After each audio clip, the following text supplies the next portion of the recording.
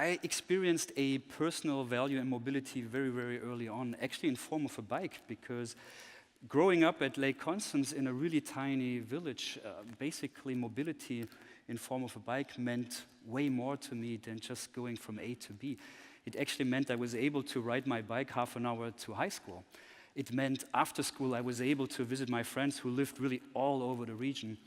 Don't laugh, it's the 80s. No, that was the 70s still. This was the 80s. This is embarrassing.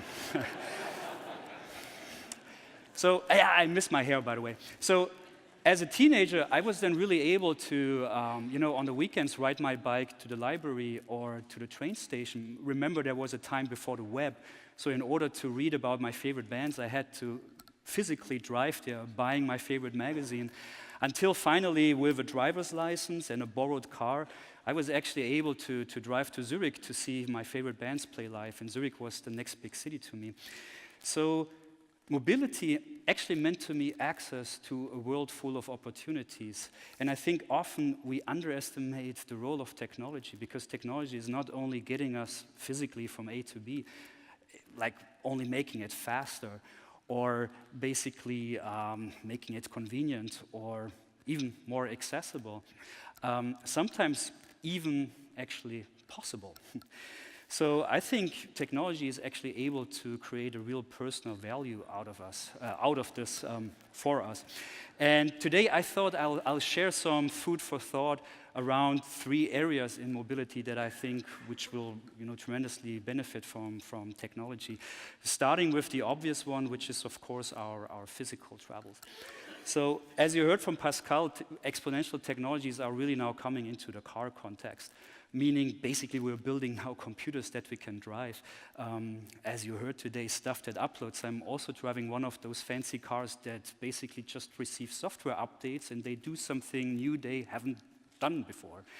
Now, the thing about this is with exponential, think about everything that you can put inside it, like whether it's a CPU, an ECT, a sensor, a camera, etc. These things are not only getting smaller while getting more powerful. Interesting enough, they're getting cheaper. And this is the real kind of fuel for innovation, because take the example of a LiDAR, which plays an important role in autonomous driving. These things were like over $75,000 just a few years ago, and they've been cut down now like to really a fraction of the costs. And this is pretty much true for all technologies that we are able to cramp into these spaces. So that basically means like we're really able to equip everything around us, everything moving with these kind of sensors, connecting them to each other. And not only to each other, but also increasingly with our smart homes and ultimately with our smarter cities. So, of course, by connecting all these kind of sensors, we really see like an explosion of data. And this data will allow us like to have tremendously better weather forecasts, routing information, better safety, etc., etc. And as you heard this morning, now this explosion of data is now, meeting the advances in AI. In an automotive context, for me, like an AI is like really like a perfect co-pilot, a better co-pilot than I have right now sitting next to me most of the time.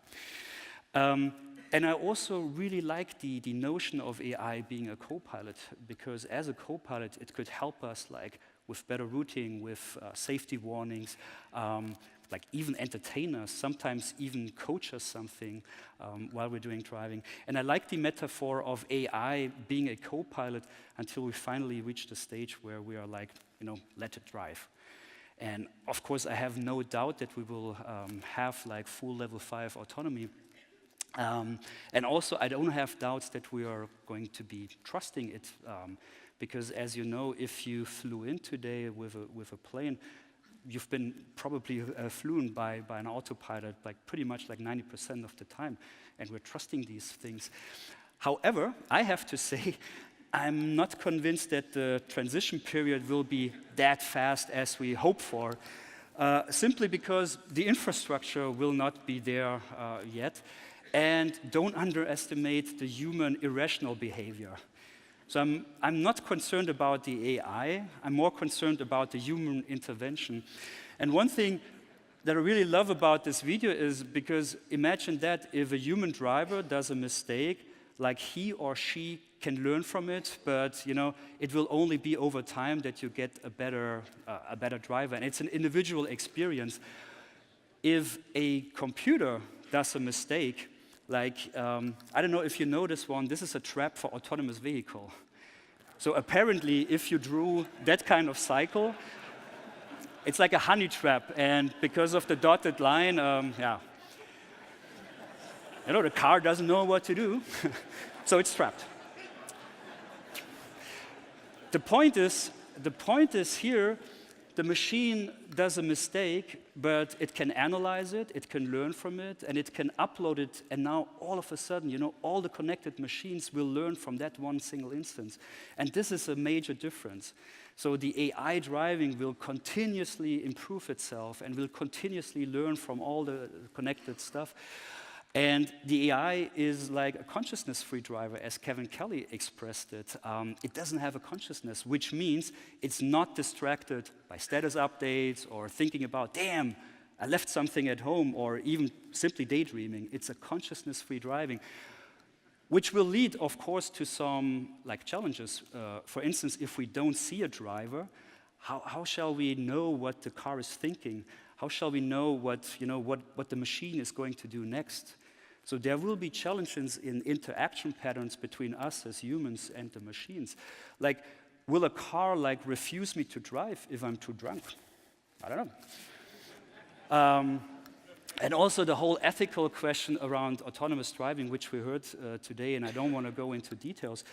For me, the thing is yes, absolutely, we will be killed by machines, absolutely, no doubt about it. We can't prevent it.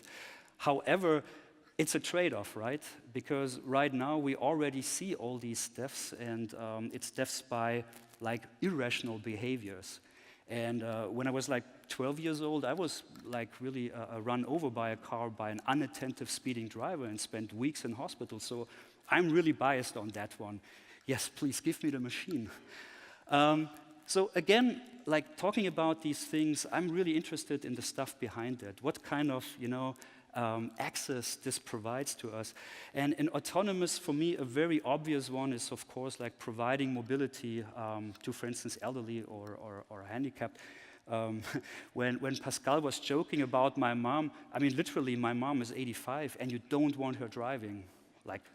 Trust me. But if there are ways to get her regaining mobility, I mean, for her, that would be priceless. I really love concepts where we are pooled together, so not only individual transportation, but really having people pooled together, making mass transportation more accessible, more an individual experience. And also think about this future when these cars, when they park themselves, or when they recharge themselves, or when they make themselves available for car sharing.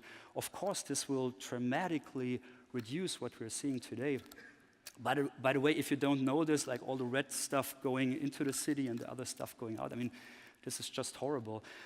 Imagine if those things float around and park themselves or make themselves available. I mean, we will free up those spaces and what we can do in a city context with it.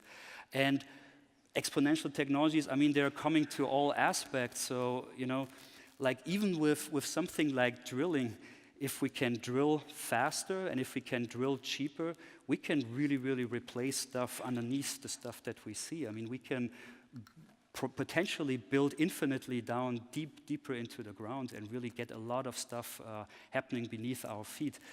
So again, really, really freeing up those spaces. Think about when you can make stuff available like your trunk, for parcel deliveries, not only to yourselves, but also to your neighbors. Elon Musk said there will be a future where our cars actually earn money while they're on idle time. Maybe by something like this, because you make it available for this or for car sharing, while you're on vacation, just renting out your car. And of course, there will be a future where an OEM will not only provide the insurance and the handling, etc. You maybe leave your car at the airport, you drive to your vacation destination, and then you get a brand new model, something else to try out during your vacation while your car is going to be used by someone else. Think about what this kind of generation currently grow up will expect from mobility. Yes, they have different needs in terms of products, services. This is a live baseball game happening, by the way. It's just a very good indication on this generation that is growing up. And for them, as a mobility provider, you need to think really about, like, along the way. I mean, offering them something at the A, at the B. So I'm talking about, like, really giving relevant information, relevant contextual stuff at the A, at the B, on the way there. I'm talking about connecting these folks in networks, like really harnessing the power of social, but also the collective intelligence. So on that note, I think no matter in what kind of mobility you are, you need to think about ecosystems, about APIs, plugging in services, et cetera, et cetera. So, with my airline app, I should not only be able to check in, I mean, it should wake me up earlier in case, there is something going on, like a Trump visit in Berlin and there is a traffic jam, or the Berlin City tunnel closed, etc. It should actually bring me to the airport. It should tell me, like, don't take the car, take public transportation, etc.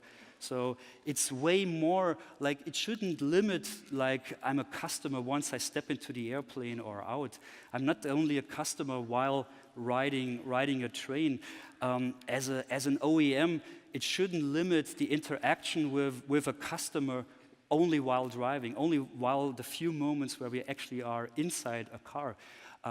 It should be way more. And on that note, of course, the mobile device will play a very central, vital role, because, in 2025, we will have the iPhone 16.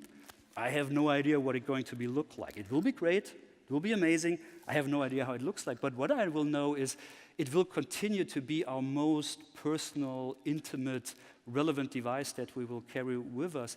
So thinking about, mobility, it will play a very central role to get it right, like to have added value services available. And it's not only for these guys, it's also about really thinking along the way what we could provide there, and not only for these guys, but also for these guys. And this actually brings me to the second topic, which is really around, like, a social development. Are you doing okay so far, or? Yeah? It's only 400 slides left, so.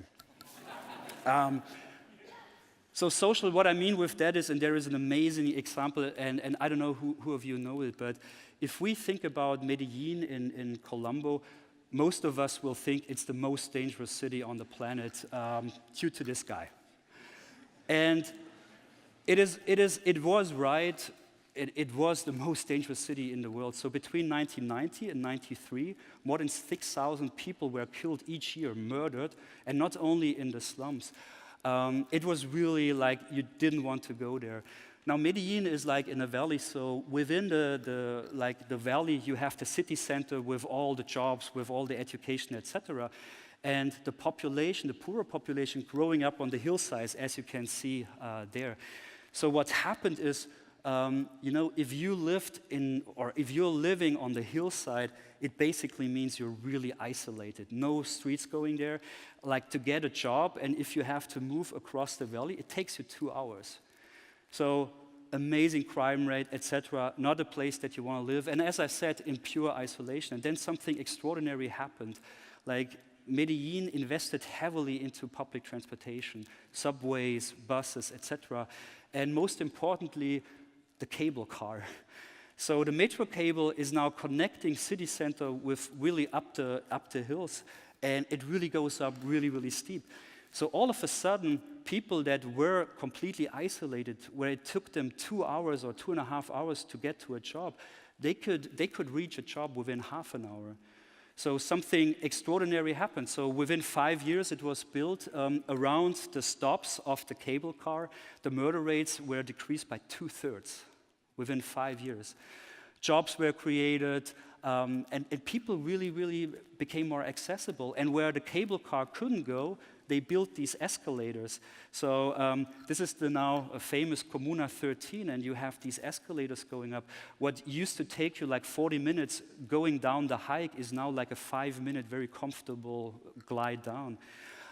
What used to be like an absolutely no-go area is now hosting this amazing library. So completely changing the face of Medellin. And then something else extraordinary happened because people are now really starting to go the opposite direction. So tourists start to explore these comunas. And with that, coffee joints, urban art, restaurants, bars, things to go out. So within only a few years, Medellin completely changed its picture from one of the most dangerous cities on the planet to one that is really of a tourist magnet, winning awards, etc., etc. So I hope this left something with you that mobility means way more than just a physical travel. It is something of interest to a society. Just imagine what something simple as a bike could contribute to societies. And yes, again, technology will play a very vital role in that because with production becoming incredibly fast and cheap, we will be able to distribute mobility super easy. I mean, we were able to print bike parts or maybe even the whole bike itself, as you can see here. We are going to be able to construct bridges by 3D printing. I mean, this is like real stuff. We can have robots build our roads, and these roads, they can be made out of recycled plastic that we collect from the oceans. Really using this recycled stuff to build roads, or we will have actually roads that are able to charge cars. Roads that are able to collect solar power. So, with solar power becoming so incredibly cheap, with the stuff getting cheap, I mean, we can have whole roads creating actually energy. So, I think it's very important that in terms of this, we're not only talking about, providing mobility to the most remote places on this earth and to these really, really rural areas, providing them with some form of opportunity around mobility. I actually think that in a mobility context, we can provide this also in a different twist, and that is actually by bringing stuff to them. So instead of having people physically going to a library, we can bring the library to them. We can actually, reach those places and bring stuff to them. We can get, medical help to where it's needed, whether it's in form of a container or a bus, or, we can even have ships with operation rooms really on the shores. And, if we need to transport people there, we will have really affordable drones that can pick up stuff. We can have drone delivering organs. We currently already have drones delivering blood samples or drones delivering medicine somewhere, really dropping off medication where it's needed. By the way, what you see here, it's in Virginia, USA. And 3,000 people showed up because they were able to receive free health care. So it's not only the developing countries that benefit from all this stuff. I mean, 3,000 people in Virginia. So it's also, the developed countries that will really benefit from that.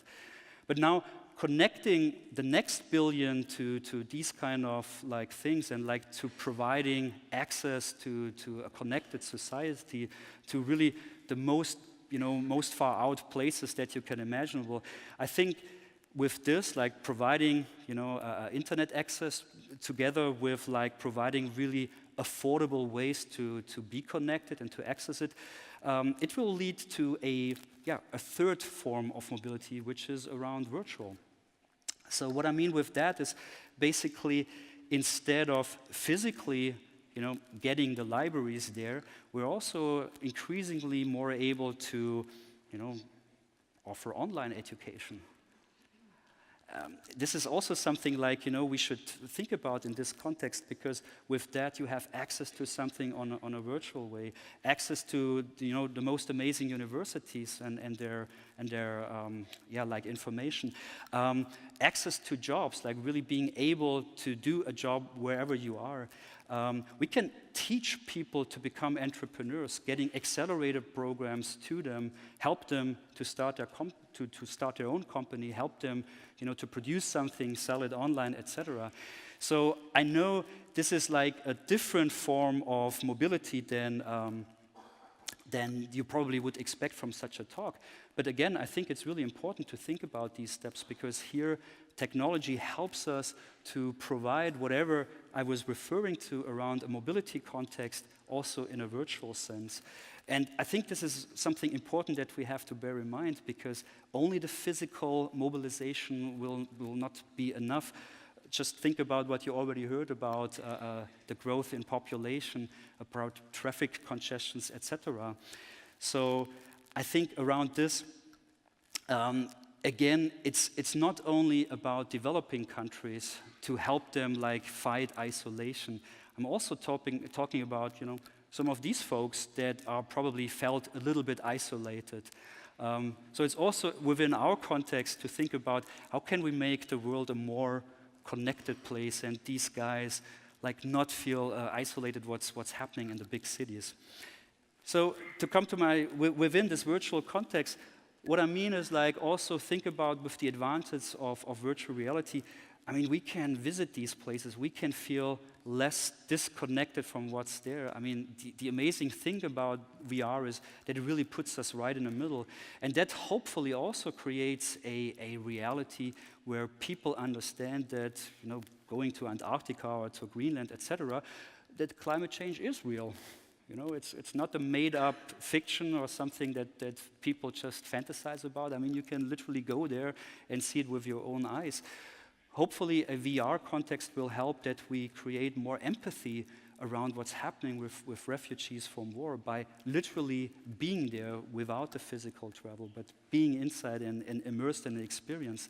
And I also, you need to acknowledge that right now, 2017, those VR experiences are already so lifelike that sometimes it's really hard for the people to differentiate whether it's real or not.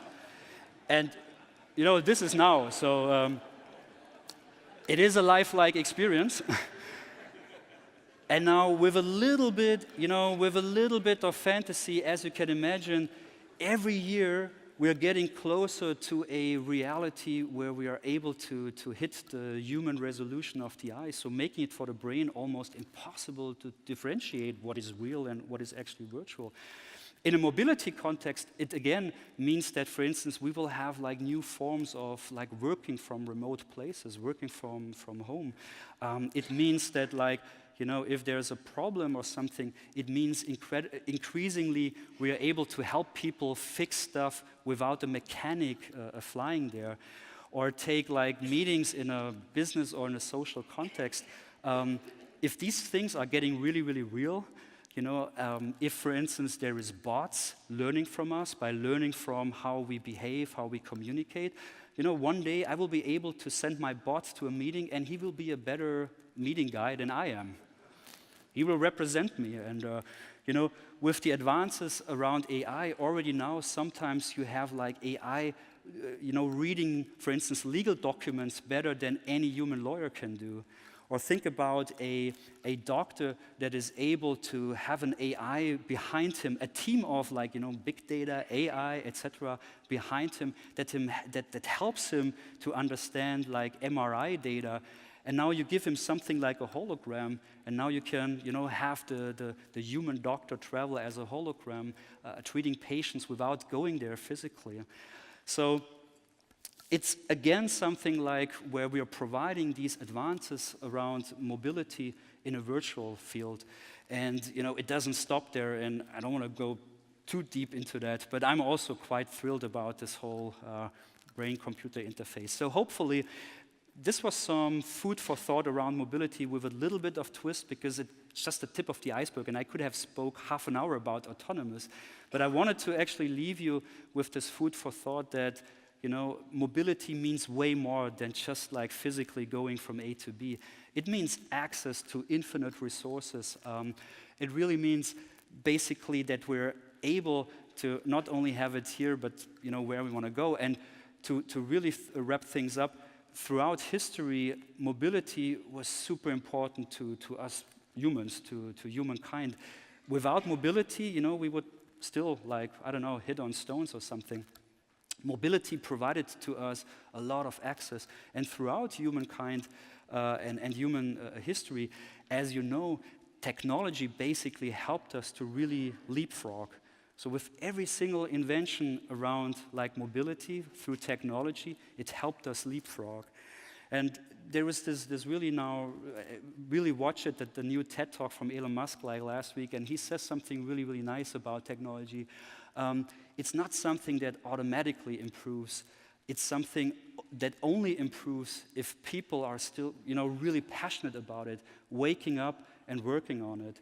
So on that note, if you're basically working, like really check it out, if you're working in a mobility space, no matter in what kind of a field, really working on mobility as your mission, because you can literally change the world with your work. So on that note, thank you. Thank you.